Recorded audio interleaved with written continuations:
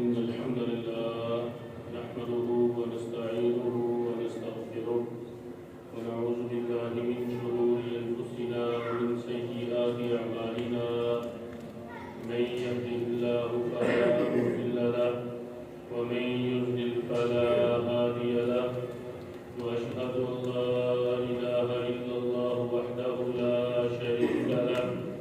وأشهد أن محمدا عبده ورسوله أما بعد أعوذ بالله من الشيطان الرجيم من همزه ونفخه ونفسه يا أيها الذين آمنوا اتقوا الله حق تقاته ولا تموتن إلا وأنتم مسلمون يا أيها الناس اتقوا ربكم الذي خلقكم من نفس واحدة وخلق منها زوجها وبث منهما رجالا كثيرا ونساء واتقوا الله الذي تساءلون به والأرحام إن الله كان عليكم رقيبا يا أيها الذين آمنوا اتقوا الله وقولوا قولا سديدا يصلح لكم أعمالكم ويغفر لكم ذنوبكم ومن يطع الله ورسوله فقد فاز فوزا عظيما أما بعد فإن خير الحديث كتاب الله وخير الهدى هدى محمد صلى الله عليه وسلم وشر الأمور محدثاتها وكل محدثة بدعة وكل بدعة ضلالة وكل ضلالة في النار أما بعد فقال الله تعالى في كلامه المجيد أعوذ بالله من الشيطان الرجيم ولا تقتلوا النفس التي حرم الله إلا بالحق ومن قتل مظلوما فقد جعلنا لوليه سلطانا فلا يسرف في القتل إنه كان منصورا وقال تعالى في مقام آخر أنه من قتل نفسا بغير نفس أو فساد في الأرض فكأنما قتل الناس جميعا وقال النبي صلى الله عليه وسلم المسلم من سلم المسلمون من لسانه ويده. ہر قسم کی حمد و ثنا خالق کائنات مالک ارض و سما کے لیے ہے کہ ہمارا وہ خالق اور مالک اور رازق جس نے ہماری زندگی پر بے پناہ انعامات اور اپنے احسانات کر رکھے ہیں. لاکھوں کروڑ درود و سلام حضرت محمد صلی اللہ علیہ وسلم کی ذات گرامی پر کہ جن کو اللہ رب العالمین نے ساری انسانیت کے لیے رحمت راہبر رہنما بنا کر مبعوث کیا ہے. محترم بھائیو، دین اسلام وہ دین کہ جس کو اللہ رب العالمین نے اپنے آخری نبی حضرت محمد صلی اللہ علیہ وسلم پر مکمل کر دیا تھا. یہ دین، یہ اسلام مسلمانوں کے لیے اللہ کی بہت بڑی نعمت اور فضل ہے کہ جس کا اقرار خود اللہ رب العالمین نے قرآن مجید میں ارشاد فرمایا ہے کہ الیوم اکملت لکم دینکم واتممت علیکم نعمتی ورضیت لکم الاسلام دینا، کہ یہ وہ دین ہے جو اللہ کی نعمت ہے، اللہ کا انعام ہے اور اللہ کا پسندیدہ اسلام پسندیدہ دین ہے. اور محترم بھائیو، یہ دین اپنے ماننے والوں کو امن و سلامتی کا درس دیتا ہے. یہ اپنے پیروکاروں کو، اپنی اطاعت کرنے والوں کو، اسلام کا نام لینے والوں کو امن کی دعوت دیتا ہے. امن کا پیغمبر ہے یہ دین. اللہ کے نبی صلی اللہ علیہ وسلم کا ارشاد ہے کہ المسلم من سلم المسلمون من لسانہ ویدہ، کہ مسلمان حقیقی معنوں میں دعویٰ کرنے والے تو بہت ہوں گے، لیکن اللہ کے نبی صلی اللہ علیہ وسلم نے ایک مسلمان کی، ایک اسلام والے کی تعریف کیا بیان کی ہے کہ المسلم من سلم المسلمون من لسانہ ویدہ، کہ مسلمان حقیقی معنوں کے اندر وہ ہے کہ جس کے ہاتھ سے، جس کی زبان سے کے پاؤں سے، جس کی ایذا رسانیوں سے دوسرا مسلمان محفوظ رہے۔ اگر محترم بھائیو شریعت کا مطالعہ کیا جائے، قرآن و حدیث کو اٹھا کر پڑھا جائے تو ہمیں یہ معلوم ہوتا ہے کہ یہ دین ہمیں سلامتی کا درس دیتا ہے۔ اسلام، اس کا اگر مادہ نکالا جائے، سین لام میم سالم، جس کا معنی ہوتا ہے مطیع ہو جانا، فرما بردار ہو جانا، اپنے آپ کو محفوظ کر لینا، اور اسلام نے معاشرے کے اندر امن قائم کرنے کے لیے دو مسلمانوں کے درمیان اختلافات سے لے کر پوری قوم و ملت کی سطح تک ہر قسم کے معاملات میں، ہر قسم کے اختلافات میں، ہر قسم کی قتل و غارت گری میں اسلام نے تمام رستے اور دروازے بند کر دیے۔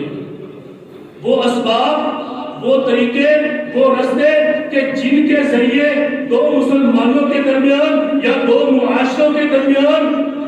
یا دو قوموں کے درمیان اختلافات پیدا ہو، قتل و غارت گری کا جو سبب بننے والے ہو، اسلام نے مسلمانوں کے لیے وہ تمام اسباب اور تمام رستے بند کر دیے ہیں۔ اللہ رب العالمین نے قرآن مجید سورۃ الاسراء کے اندر واضح طور پر یہ ارشاد فرما دیا، وَلَا تَقْتُلُوا النَّفْسَ الَّتِي حَرَّمَ اللَّهُ إِلَّا بِالْحَقِّ، کہ کسی انسان کو بغیر حق کے ناحق قتل کرنا یہ جرم ہے۔ اس کو اسلام جرم قرار دیتا ہے۔ أَنَّهُ مَنْ قَتَلَ نَفْسًا بِغَيْرِ نَفْسٍ أَوْ فَسَادٍ فِي الْأَرْضِ، کہ جو انسان کسی انسان کو، جو شخص کسی انسان کو بغیر حق کے ناحق قتل کرتا ہے، فساد پھیلانے کے لیے کسی انسان کا قتل کرتا ہے، كَأَنَّمَا قَتَلَ النَّاسَ جَمِيعًا، وہ شخص ایسے ہی ہے جیسے اس نے پوری انسانیت کو قتل کر دیا ہے۔ ایک انسان کو قتل کرنا رب تعالیٰ نے پوری انسانیت کے قتل کے مترادف قرار دیا ہے۔ اسلام نے انسان کی معاشرے کے اندر امن و امان کو قائم رکھنے کے لیے انسان کے مال جان اور عزت و آبرو کے شخصی تحفظ سے لے کر اجتماعی مفادات تک ہر سطح پر مسلمانوں کو احکامات دیے ہیں، مسلمانوں کے لیے رہنمائی کی ہے۔ آئے ذرا سورہ حجرات اٹھا کر دیکھ لیں۔ سورہ حجرات کے اندر اللہ رب العالمین نے انسانی معاشرے میں امن و سلامتی قائم کرنے کے لیے 8 احکامات کا ذکر کیا ہے۔ اگر ہم انسانی معاشرے کے اندر اخلاقیات اور انسانی معراج کو حاصل کرنا چاہتے ہیں، اگر ہم انسانی معاشرے کو اخلاقیات کی بلندیوں پر پہنچانا چاہتے ہیں، تو ہمیں ان 8 احکامات پر عمل پیرا کرنا ہونا ضروری ہے۔ وہ احکامات کیا ہے؟ ذرا مختصر طور پر ان کا تعارف پڑھتے ہیں،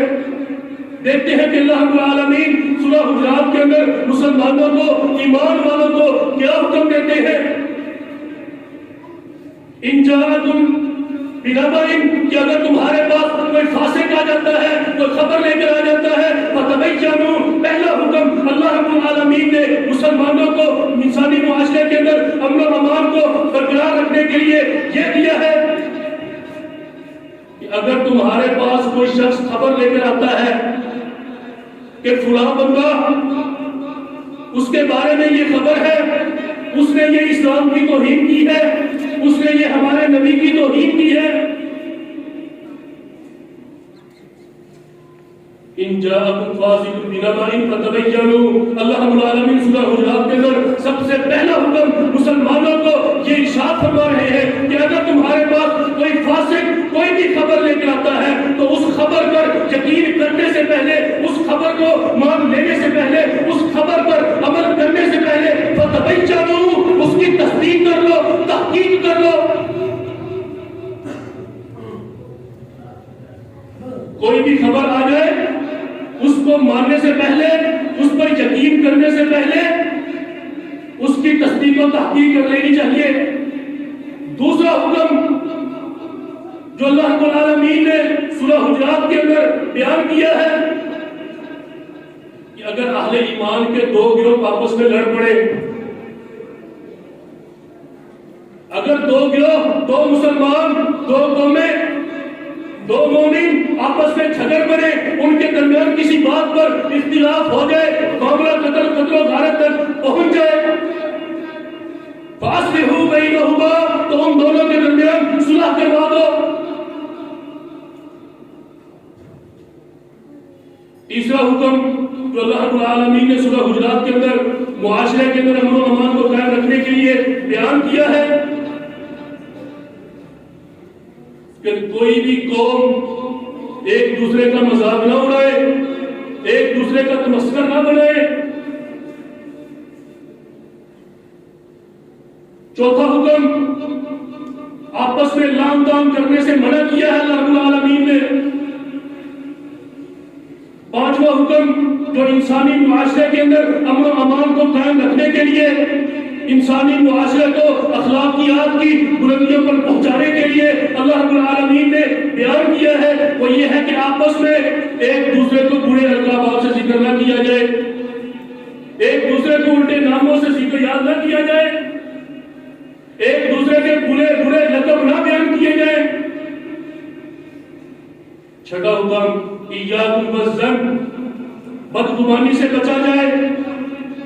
ساتواں حکم ایک دوسرے کی جاسوسی سے دور رہنا ہے، کسی کی ٹو میں نہیں لگنا، کسی کی جاسوسی کہ یہ کرتا کیا ہے، اس کے دن و رات کیسے ہے،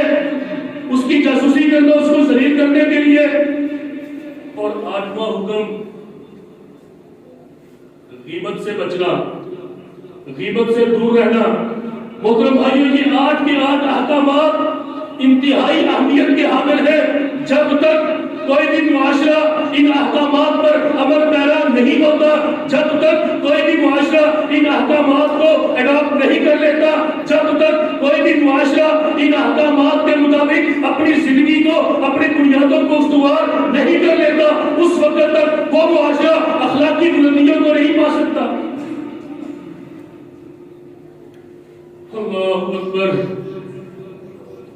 یہ 8 احکامات کسی بھی انسانی معاشرے کو اخلاقی بلندیوں تک پہنچانے کے لیے بہت ضروری ہے۔ یہ گزشتہ جمعے کے اندر ایک واقعہ ہوا تو اس کے حوالے سے آج کے یہ مختصر واقعات انشاءاللہ بیان کروں گا کہ سیال کوٹ کے اندر آپ نے سنا ہوگا کہ سری لنکن ایک مینیجر تھا، غیر مسلم تھا، ذمی تھا، ٹیکس دے کر ہمارے اس ملک میں رہ رہا تھا، معاہدہ کر کے آیا تھا، پاسپورٹ لے کر آیا تھا، گورنمنٹ کے ساتھ احکامات، گورنمنٹ کے احکامات لے کر آیا تھا، ان کو باقاعدہ ٹیکس دے رہا تھا۔ ہمیں اس معاملے کے اندر اس کو بے دردی سے پہلے قتل کیا گیا، پھر اس کو آگ کے اندر جلا دیا گیا۔ اس حوالے سے آج انشاءاللہ یہ چند باتیں ذکر کرنے کی کوشش کروں گا کہ اس حوالے سے ہمارا اسلام ہمیں کیا تعلیمات دیتا ہے، ہمیں کیا احکامات دیتا ہے۔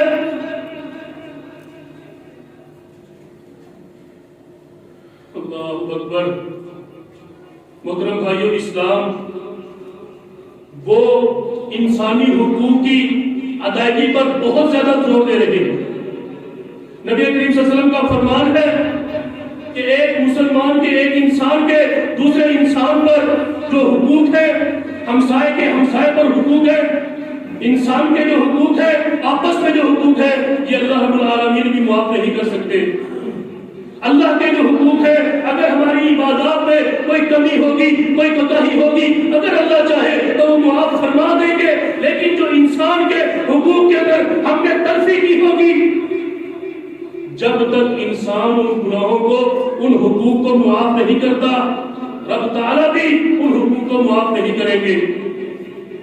جب تک ہمارا ہمسایہ وہ ہماری شرارتوں سے محفوظ نہیں رہ سکتا، اللہ رب العالمین نے ایسے شخص کو، اللہ کے نبی صلی اللہ علیہ وسلم نے ایسے شخص کو اسلام سے، ایمان سے خارج قرار دیا۔ صحیح مسلم کی حدیث ہے، ابو ہریرہ رضی اللہ تعالیٰ عنہ حدیث کے راوی ہیں، بیان کرتے ہیں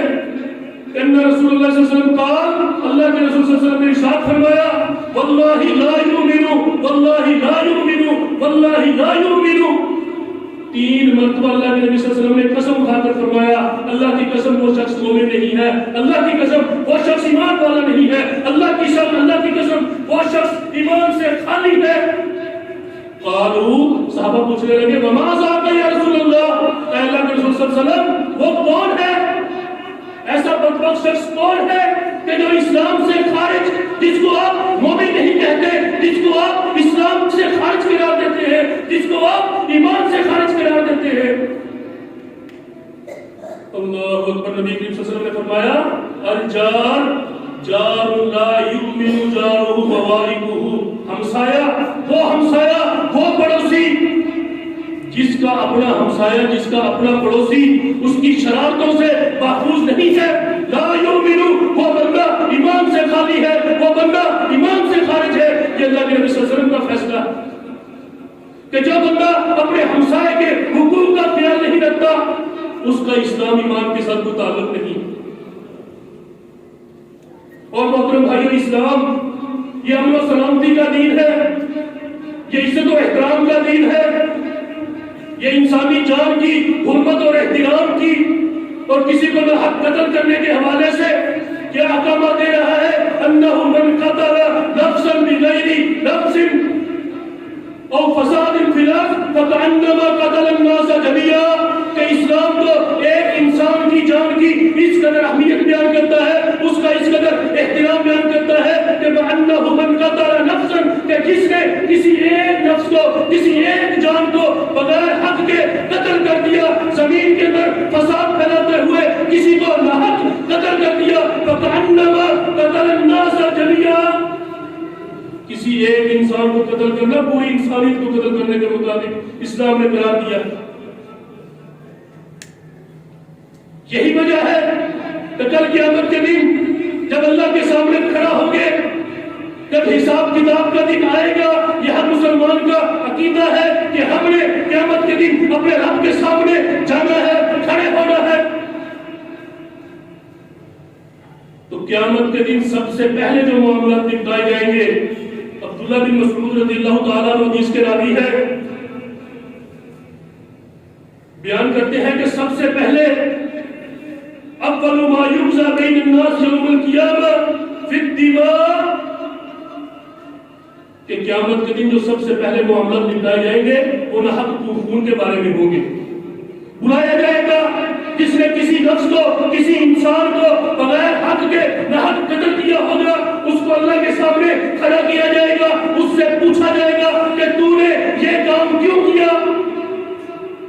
من فتش حرق، اور جس سے قیامت کے دن تفتیش کر لی گئی، جس سے قیامت کے دن یہ پوچھ لیا گیا کہ تو نے یہ عمل کیا تو کیوں کیا، تو نے ایک غیر مسلم ذمہ کو قتل کیا تو کیوں کیا، وہ شخص جو معاہدہ کر کے آیا تھا، وہ تمہارے پاس ٹیکس لے کر رہ رہا تھا، تم نے اسے قتل کیا تو کیوں کیا۔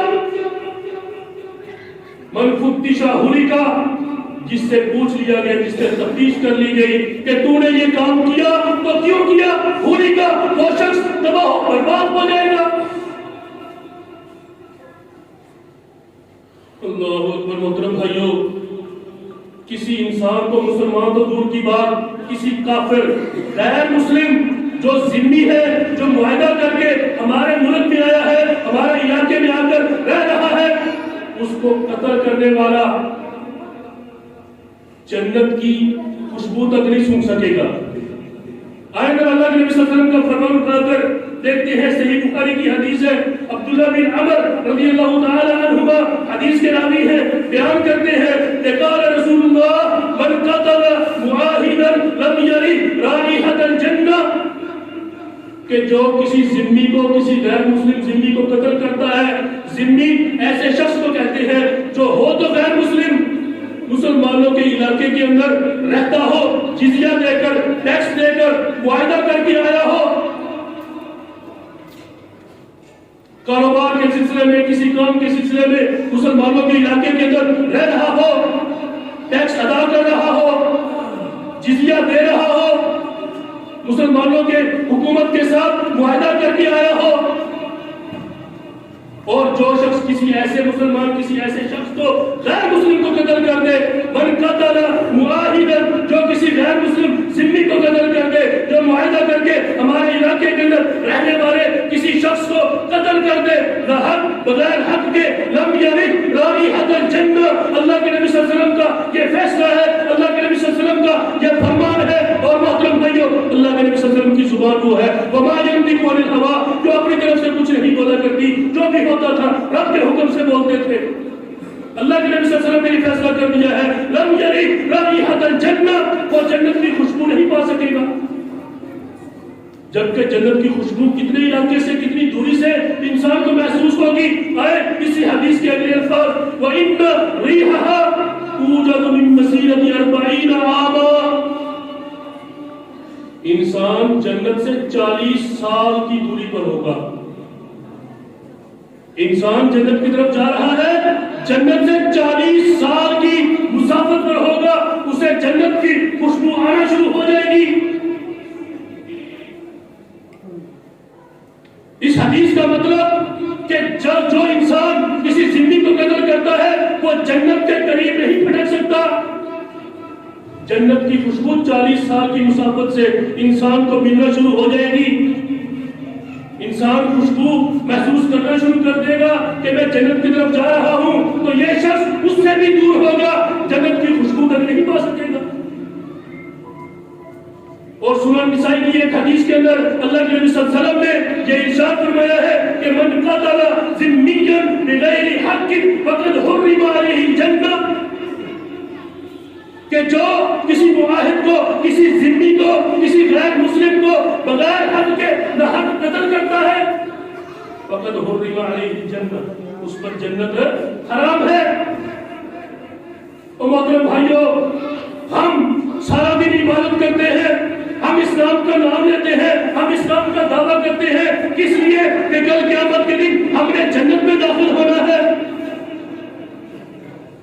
اسلام یہ ہمیں سمجھا رہا ہے کہ کہیں تم دعوے تو کرتے ہو، اپنی زندگی کے اندر عمل تو بڑے بڑے کرتے ہو، نمازیں بھی پڑھتے ہو، حج عمرہ بھی کرتے ہو، زکوٰۃ بھی دیتے ہو، روزے بھی رکھتے ہو، کہیں تم سے کوئی ایسا عمل سرزد نہ ہو جائے کہ جو تمہیں جنت سے دور کر دے۔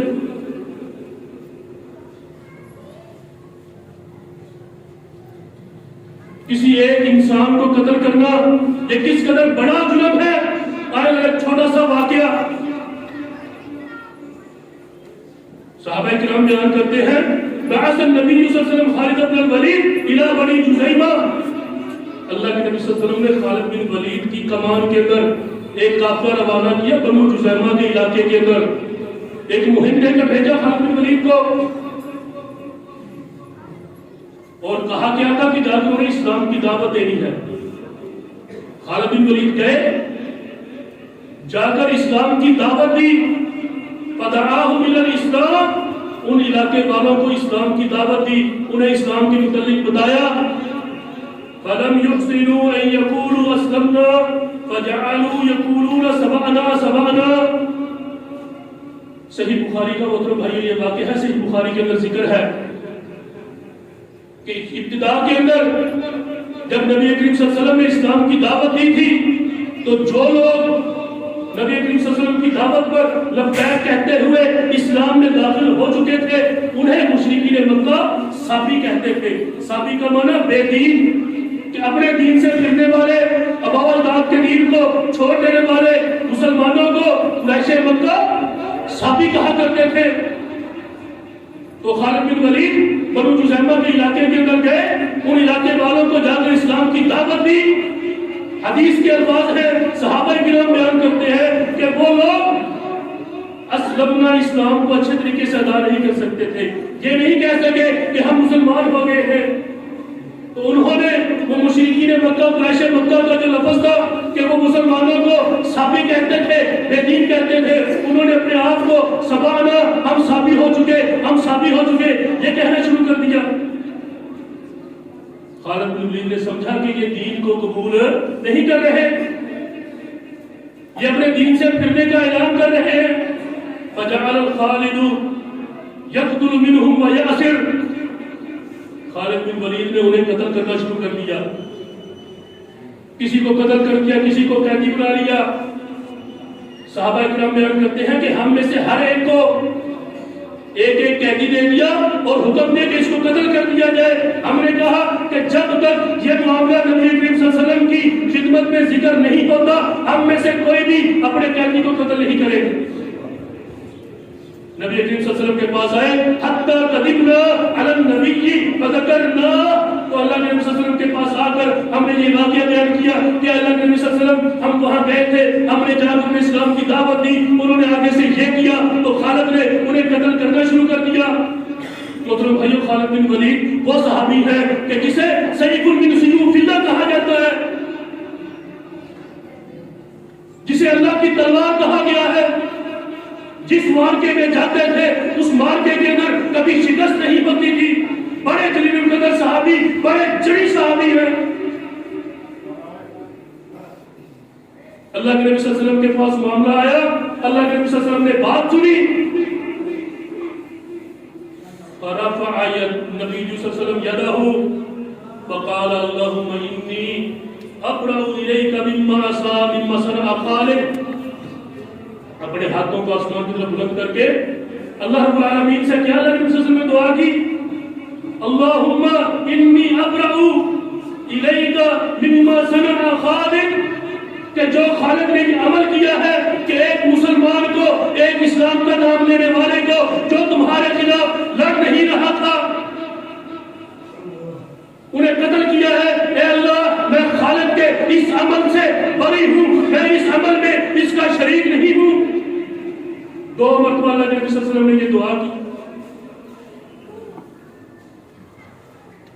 تو بعض روایت کے اندر یہ الفاظ ہے کہ خالد بن ولید نے وہاں پر یہ اللہ کے نبی صلی اللہ علیہ وسلم نے کہا تھا کہ اللہ کے نبی صلی اللہ علیہ وسلم وہ تو اپنے آپ کو بچانے کے لیے انہوں نے کلمہ پڑھا تھا، انہوں نے یہ بات کہی تھی صرف اپنے آپ کو بچانے کے لیے،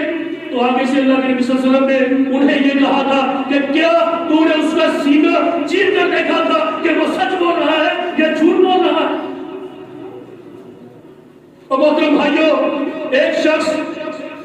جو صرف اپنی جان بچانے کے لیے ہی اگر پیچھے ہٹ جاتا ہے، اس کو قتل کرنے سے اللہ کے نبی صلی اللہ علیہ وسلم نے منع کر دیا ہے، بجائے اس کے کہ ایک شخص معافیہ مانگتا رہے،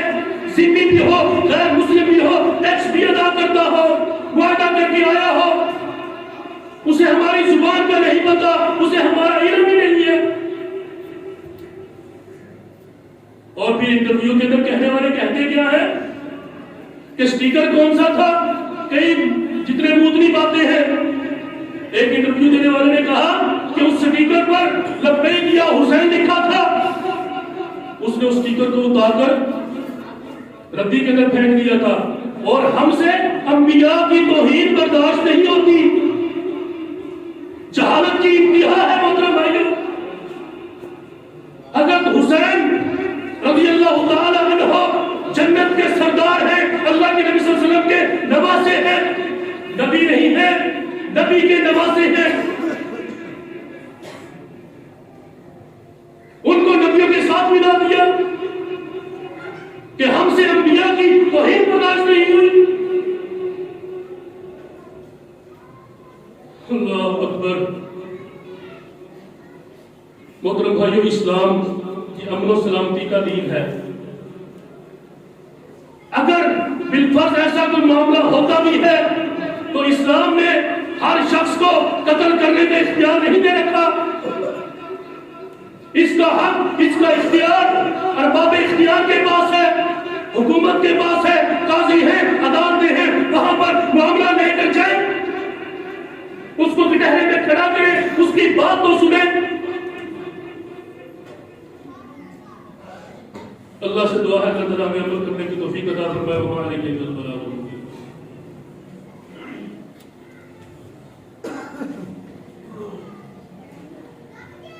ان الحمد للہ نحمده ونستعینه ونستغفره